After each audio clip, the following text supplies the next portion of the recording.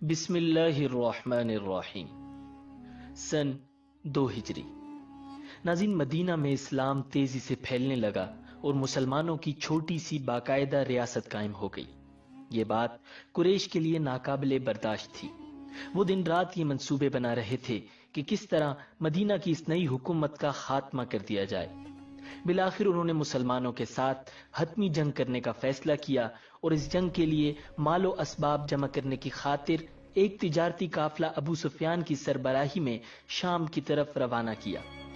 قریش نے اس قافلے میں اپنا بہت سا مال شامل کر رکھا تھا، غرض مکہ کے سبھی لوگوں نے اس میں مال شامل کیا تھا۔ ناظرین، اس قافلے کے پاس 50,000 دینار تھے، 1,000 اونٹ تھے۔ قافلے کے سردار ابو سفیان تھے، جن کے ہمراہ مزید 27 آدمی تھے۔ نبی اکرم صلی اللہ علیہ وسلم کو جب قریش کے اس تجارتی قافلے کا علم ہوا تو آپ صلی اللہ علیہ وسلم صحابہ کی ایک جماعت کو ساتھ لے کر اس قافلے کو روکنے کی غرض سے گئے۔ روایات کے مطابق آپ صلی اللہ علیہ وسلم کے ساتھ تقریباً 150 کے قریب صحابہ کرام تھے۔ مدینہ منورہ سے روانہ ہو کر حضور اکرم صلی اللہ علیہ وآلہ وسلم عشیرہ کے مقام تک پہنچے۔ وہاں پہنچ کر آپ صلی اللہ علیہ وسلم کو معلوم ہوا کہ قافلہ وہاں سے گزر کر شام کی طرف جا چکا ہے۔ چنانچہ حضور صلی اللہ علیہ وسلم پھر جنگ کے بغیر واپس تشریف لے آئے۔ ناظرین، چند ماہ بعد نبی اکرم صلی اللہ علیہ وسلم کو اسی قافلے کی واپسی کی اطلاع ملی۔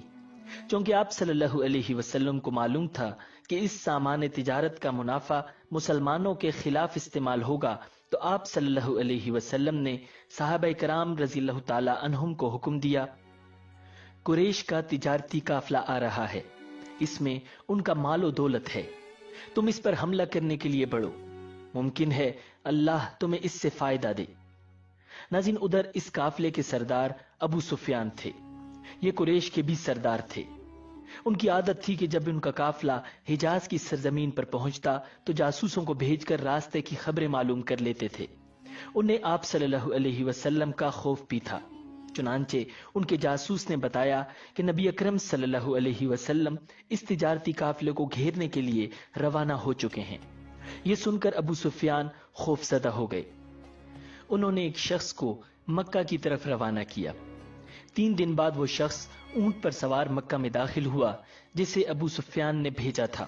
وہ مکہ کی وادی کے درمیان میں پہنچ کر پوری ویڈیو دیکھنے کا لنک ڈسکرپشن میں دے دیا گیا ہے، اور اگر ایسی معلومات والی ویڈیو دیکھنا چاہتے ہیں تو مجھے سبسکرائب کریں اور صدقہ جاریہ کی نیت سے سب کے ساتھ شیئر کریں۔